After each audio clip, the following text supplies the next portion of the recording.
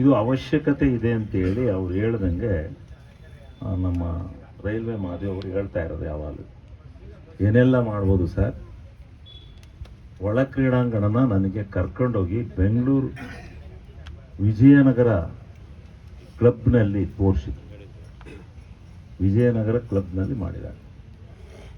ಹೆಂಗೆ ಮಾಡಿದ್ದಾರೆ ಅಲ್ಲಿ ಎಲ್ಲ ಆಟ ಪಾಠಗಳನ್ನು ಎಷ್ಟು ಮಹಿಳೆಯರೇ ಜಾಸ್ತಿ, ಭಾರಿ ಜನ ಮಹಿಳೆಯರು ಬಂದು ಆಡ್ತಾ ಇರ್ತಾರೆ.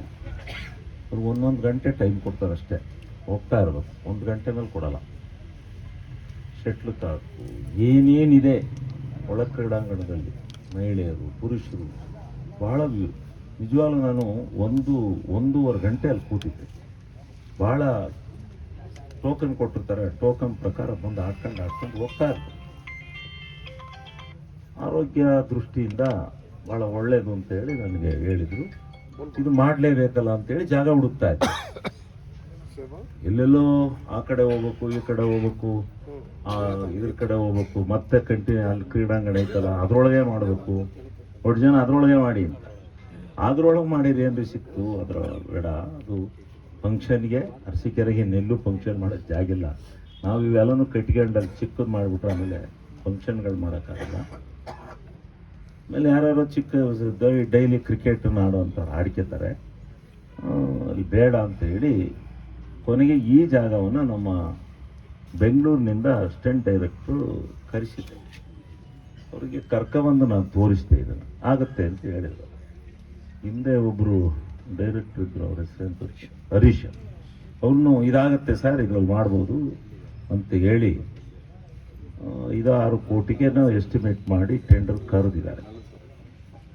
ಟೆಂಡರ್ ಕರೆದು ನಮ್ಮ ಮುರಳೀಧರ್ ಅವರು ಬೆಂಗಳೂರಿನವರು ಇಲ್ಲಿ ಅದಕ್ಕೆ ಎಕ್ಸ್ಪರ್ಟ್ಸ್ ಬೇಕು ಅಂತೇಳಿ ಅವ್ರಿಗೇ ಹಾಕ್ಕೊಂಡಿದ್ದಾರೆ, ಟೆಂಡರ್ನ ಬಂದಿದ್ದಾರೆ.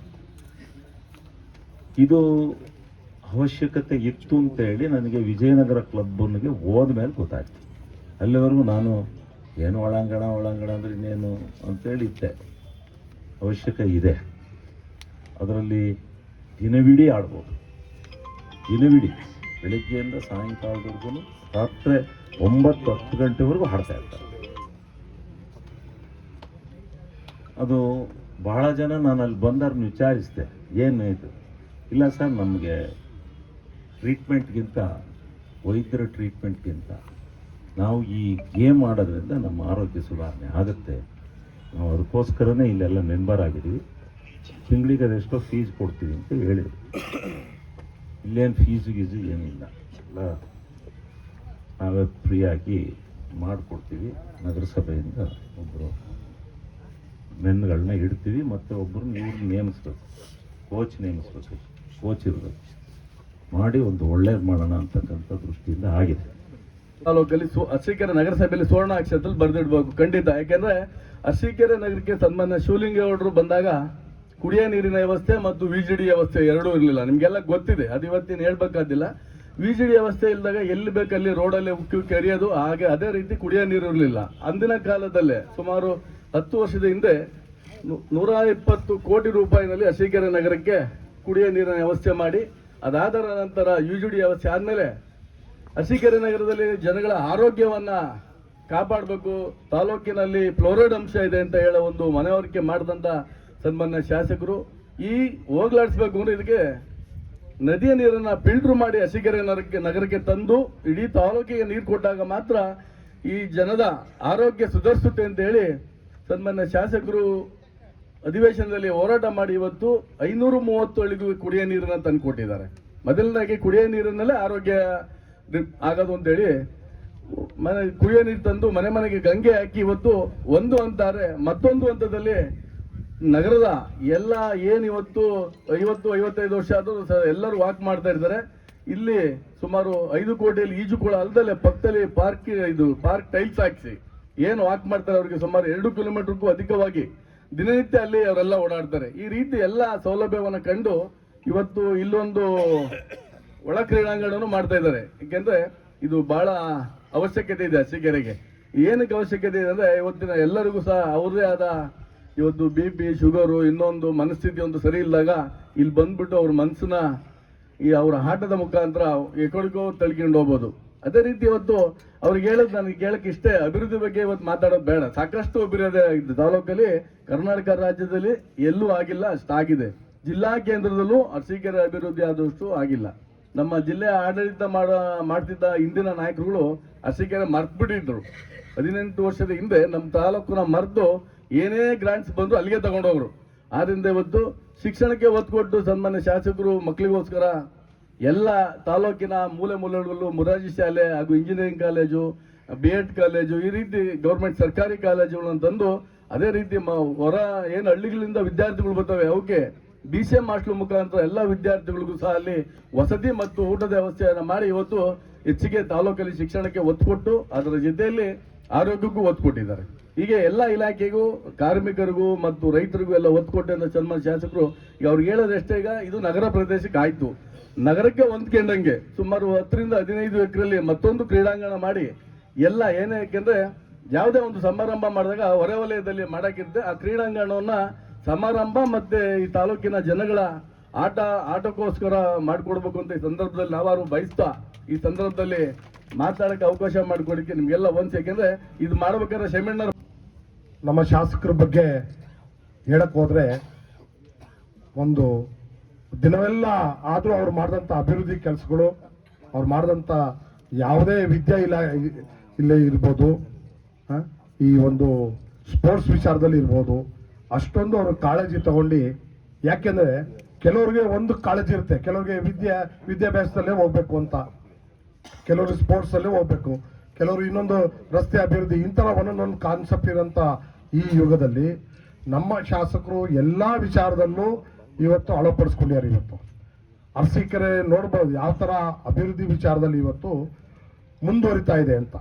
ಯಾಕಂದ್ರೆ ಕೆಲವರು ಹೇಳ್ಕೊಂತಾರೆ, ಅದಕ್ಕೆ ನಾವು ಹಿಂತಿರುಗಿ ನೋಡ್ದಲ್ಲ. ಇವತ್ತು ಬಸ್ ಸ್ಟ್ಯಾಂಡ್ ಇವತ್ತು ಹೈಟೆಕ್ ಆಗಿ ಇವತ್ತು ಸುಮಾರು 30 ಕೋಟಿ ರೂಪಾಯಿ ಬಸ್ ಸ್ಟ್ಯಾಂಡ್ ಮಾಡ್ತಾ ಇರ್ಬೋದು.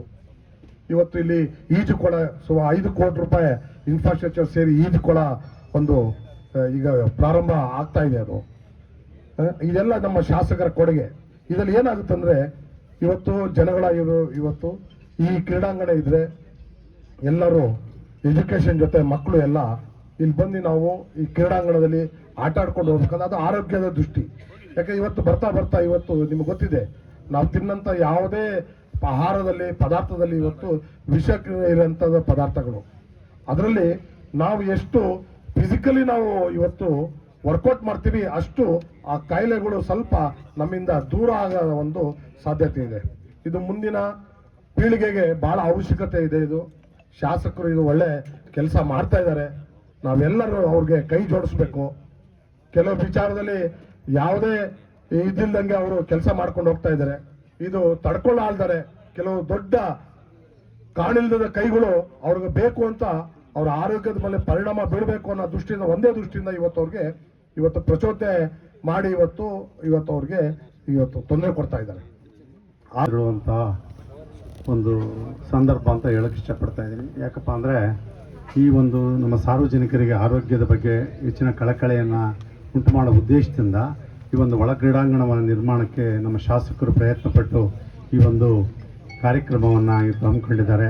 ಈ ಸಮಾರಂಭದ ಅಧ್ಯಕ್ಷತೆ ವಹಿಸಿರುವಂಥ ನಿಮ್ಮೆಲ್ಲ ನೆಚ್ಚಿನ ಶಾಸಕರಾದಂಥ ಸನ್ಮಾನ್ಯ ಶಿವಲಿಂಗೇಗೌಡರವರೇ ಹಾಗೂ ಮಾಜಿ ಅಧ್ಯಕ್ಷರಾದ ಶಮೀವುಲ್ಲಾರವರೇ ಹಾಗೂ ವೇದಿಕೆ ಮೇಲೆ ನಮ್ಮ ಗ್ಯಾರಂಟಿ ಸಮಿತಿ ಅಧ್ಯಕ್ಷ ಶೇಖಣ್ಣವರೇ ಹಾಗೂ ಎಲ್ಲ ಸಮಾರಂಭದಲ್ಲಿ ಭಾಗವಹಿಸಿರುವಂಥ ಎಲ್ಲ ಮುಖಂಡರುಗಳೇ ಹಾಗೂ ನಮ್ಮ ಕಾರ್ಯಕರ್ತರೇ ಹಾಗೂ ವಿದ್ಯಾರ್ಥಿಗಳ ಮುದ್ದಿನ ವಿದ್ಯಾರ್ಥಿನಿಯರೇ ಹಾಗೂ ಕಾಲೇಜಿನ ಪ್ರಿನ್ಸಿಪಾಲ್ರವರೇ ಹಾಗೂ ಮುಖ್ಯೋಪಾಧ್ಯಾಯರೇ ಹಾಗೂ ನೌಕರ ವರ್ಗದವರೇ, ಈ ಒಂದು ಕಾರ್ಯಕ್ರಮವನ್ನು ಹಮ್ಮಿಕೊಂಡಿರೋದು ನಮಗೆಲ್ಲರಿಗೂ ಸಂತೋಷ.